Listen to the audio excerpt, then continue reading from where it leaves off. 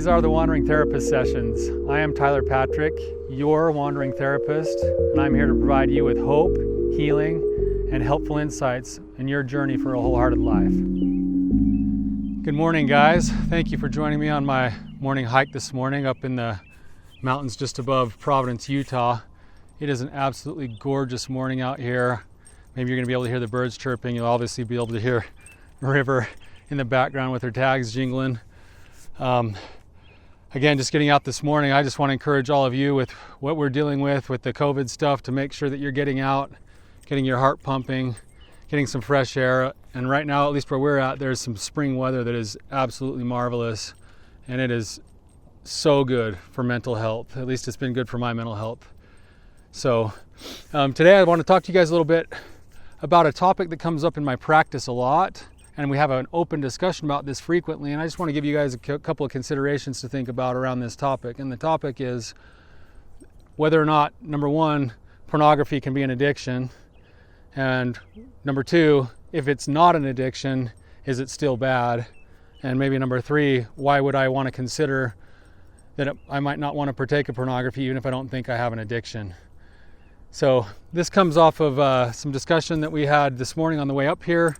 It comes off of some discussion that I had with a couple of my clients a couple of weeks ago, and it comes off of a discussion that I've had ongoing with a former therapist of mine named Alex Theobald, who's now doing some research at the University of Texas Tech, specifically on these concepts about pornography, addiction, how they interplay together.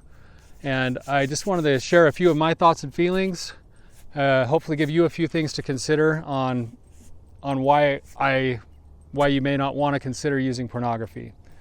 So several years ago, I was contacted by a reporter from the NYTimes, and he had heard that we were doing some counseling and coaching online for sexual addiction. And so he was really interested in what that process looked like, and he was interested in writing a book about the use of technology for helping people. And we had some dialogue back and forth, and it got to the point where he had decided he wanted to fly out to Utah from New York, and he wanted to come and actually learn about what we did with our groups, sit in on a group, understand what was going on. And it was about a couple of weeks before he was deciding to come out that I got him on a phone call with one of my guys who's in recovery from pornography addiction. And we sat and talked for about 20 minutes about this man's pornography addiction and the recovery process that he'd been through. And this man kind of talked about how his life had changed and how he'd grown in confidence with himself and how he'd restored some of his relationships that had been damaged. And we got done with the conversation, and the other man that we had with us left, and I was left with just this reporter. And we sat and talked for a few more minutes, and he said, "Wait a second, you mean to tell me that you're doing groups for guys who look at pornography?" And I said, "Yeah." He's like, "You call that sexual addiction?" And I said, "In many cases, yes." And he said, "Wow, like, I can't believe this. Like, I don't believe in pornography as a sexual addiction, number one. Number two, I don't even believe porn's bad. In fact, I think it's good because I can look at porn every day before I go home, and then I don't have to chase my wife around the house, so I'm doing her a favor." And then we finished our conversation, and he said, "You know what, I don't want to write a story. I don't agree with this." And he said, "You know, this doesn't fit what I'm looking for." And I said to him, "That's fine. Like, I understand where you're coming from." I said, "In a few years when your marriage is falling apart, contact me and I'd be glad to help you out." And and of course we haven't talked since. So the reason why I say that, though, and I want you guys to consider this, is that pornography, whether or not it's an addiction, it still has impacts on us in the way that we view ourselves, in the way that we view other people, in the way that we're socialized, and how we view what we think healthy sex should be. And those expectations and those things are carried into places in our lives, namely our core relationships. And they sometimes, because of the expectations are there, they don't line up with what's actually really going on with people like our partners or others. And it causes distance and disconnection and frustration on both sides. So a couple of things to consider with pornography. Number one, is it an addiction? The answer to that is, for some people, likely yes. What do we mean by an addiction? An addiction is when I go to something, a substance or an activity, to release pain or increased pleasure, and I continue to go back to it to the point that either the duration of it increases, the frequency of it increases, or I can't stop despite the fact that my life has become unmanageable. And where the debate usually comes in here is people say, well, I don't look at porn like every day. It's not like I'm compulsive. For some people, they are. They actually get to a point of being compulsive where that's all that's on their brain, that's all they think about. They're constantly looking for ways to pursue it or think about it, and it consumes their lives. And in that sense, everyone would agree that that would be considered an addiction. The second tier, we could call it compulsive behavior, would be people who don't really want to look at pornography most of the time, but they end up finding themselves going back to it occasionally, once a week or once every other week or a month or every couple months, or maybe when something really big happens, I have a fight with my wife or my girlfriend or something, and then I find myself going back to it. And over time, I learned to use it for not just entertainment, but emotional coping. That would be considered a compulsive behavior, which may not be considered an addiction, but it has some of the same components. And the third part that we want to look at here is it doesn't really matter what the frequency is or how often it's happening. What is the impact that it's having on my life, and is it causing something to be unmanageable? When we talk about unmanageability, we're looking at how does it impact your life? Does it impact your ability to concentrate? Does it take up your mental and emotional, sometimes physical resources to the point that it's unhealthy? Does it impact your ability to do a good job at your work? Is there an impact on the way that you're treating other people? Does it have an impact on the people in your life? And for most of my clients, the impact on their relationships, namely their marriages, really makes life unmanageable. And then, so people will then say, well, that's my spouse's problem. Like, they shouldn't worry about it. It's not that big of a deal. Well, maybe that's true. I would submit that if you look at attachment theory and the way that we're wired as human beings, that most spouses' responses to something like pornography or sexual acting out outside of the relationship are actually in line with attachment theory, because we're looking for safety and stability and connection in our relationships.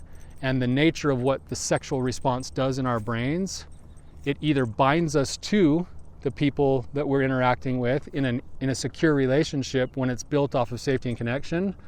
And if it's outside of that relationship, it causes all sorts of worries and fears and doubts because of the power of what the sexual experience is.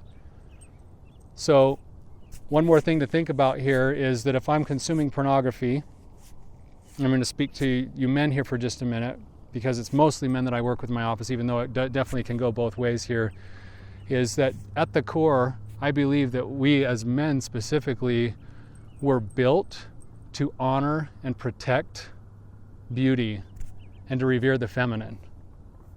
And when I say these things, a lot of my clients will say, that's why I love pornography.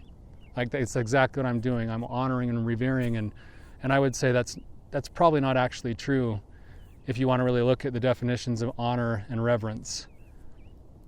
Honor and reverence are not the same as consumption. And if you're consuming something or somebody, in the case of pornography, for your own benefit, and there's nothing going back to them, or if there's a monetary thing going back to them, what you've gone and done is you've gone and made sex transactional, and you've taken out the best parts of the sexual experience, which is the emotional connection. And you're left using the very thing that you were built to honor and revere. And I don't think most of us think of it that way. We think of it as some entertainment. We don't really consider the actual human beings that are on the other side of that lens and what the lives that they're living are that lead them to do the things that they do. And I would bet that if we sat and thought about it for a minute and actually humanized the people that we're watching in those pornographic videos or images, you'd have a different take on whether or not it's healthy to be watching pornography. A little bit of research that's starting to come out by my friend Alex, and we'll probably have to have him on the show at some point to talk about this, but the preliminary findings in his first study are showing that in the case of pornography use, if I'm a regular user, not necessarily an addicted user, I have a 20% chance of having increased negative outcomes in my life, like workplace things and relational things. if I have a belief about myself that I'm bad, and as a result of using pornography, it makes me more bad, that increases to 40%. And my experience is that with my clients and the people that I work with is that we can't really feel good about ourselves when we're consuming other people. By nature, it feeds that feeling that I'm not good or I'm unworthy or I'm bad or there's something wrong with me. Because when we betray ourselves by doing what I would consider an immoral act, by consuming somebody else and using somebody else, we only hurt ourselves as well because we're all interconnected. So you guys, something to think about. I'm sure that there'll be a lot of differing opinions on this. I'm open to having some discussions about those differing opinions. I hope you guys have a wonderful day. Again, make sure you get out, enjoy good weather, and have a good time till next time. Thank you so much for being here with me. If you found this to be valuable for you, please hit the like and subscribe button. If you're facing particular struggles that you need help with or roadblocks that you're running into, please submit a question. I'd be happy to answer it for you.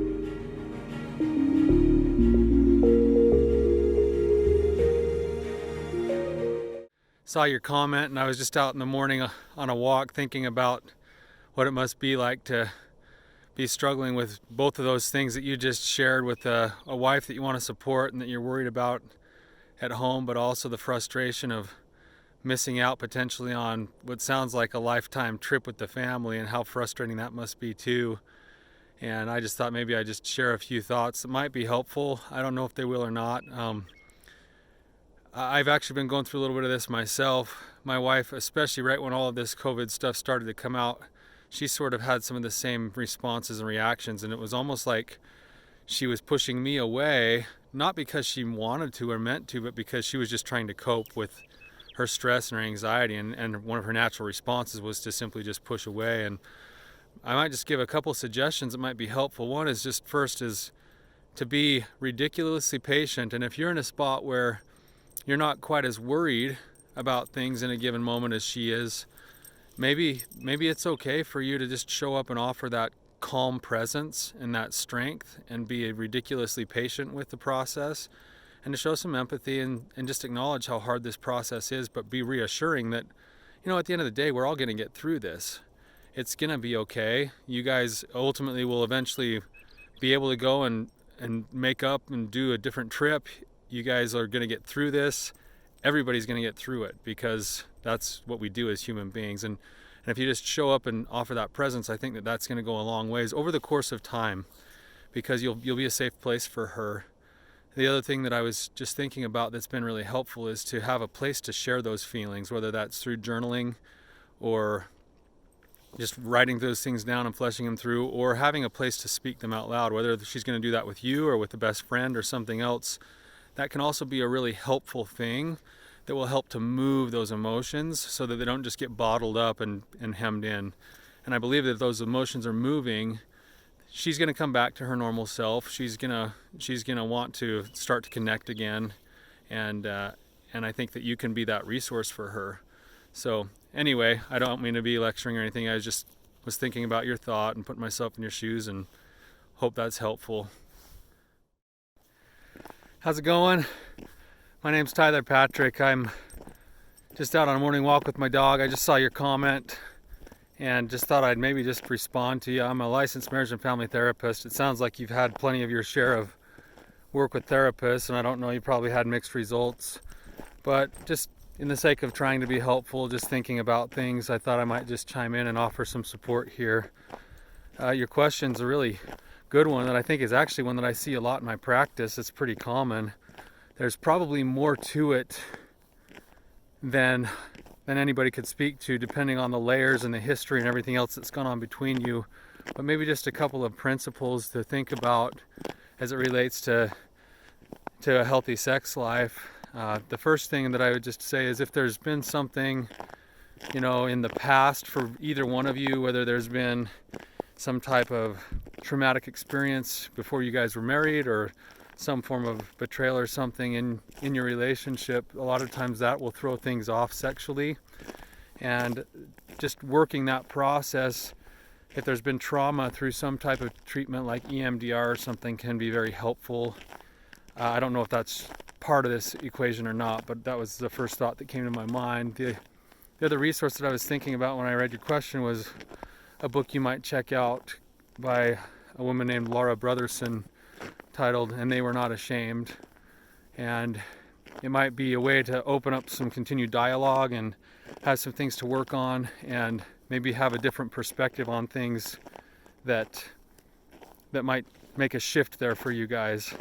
I think just the fact that you have such young kids, and that inevitably both of you are going to be tired, you're going to be worn out. It's going to naturally have an effect probably on the sex drive sometimes, and also just the ability to connect emotionally. And healthy sexual connection is so integrally connected to the emotional process that maybe there's just some burnout there. If there's any way to take the pressure off, which it sounds like you're trying to do a good job of that, where you're trying to be sensitive and patient and understanding. Obviously, it's not going to be really a great experience for either one of you if you guys are engaging in sex because one of you feels guilty. It's going to be really difficult to end up having the kind of connection that you really want. And so being very patient, being very understanding, creating space so that there isn't that pressure and reassurance that there is no need to feel guilty can help that process.